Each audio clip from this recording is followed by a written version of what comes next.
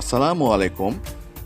বাংলাদেশের সড়কে আমরা বিভিন্ন বাস সার্ভিস দেখতে পাই, যেমন সোহাগ পরিবহন, এনআর ট্রান্সপোর্ট, মমিতা পরিবহন সহ আরও অনেক বাস।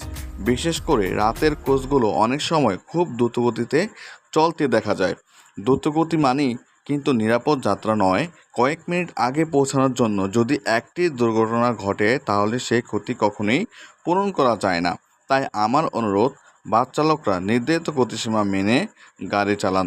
মনে রাখবেন, গন্তব্যে একটু দেরিতে পৌঁছানো ভালো, কিন্তু নিরাপদে পৌঁছানো সবচেয়ে গুরুত্বপূর্ণ।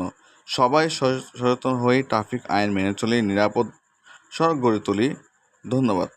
আমার ভিডিও যদি ভালো লাগে তাহলে অবশ্যই আপনারা কমেন্ট করবেন, শেয়ার করবেন, পাশে থাকবেন। আর পরবর্তী ভিডিও দেখার আমন্ত্রণ জানিয়ে আজকের মতন এই পর্যন্তই। আল্লাহ হাফেজ।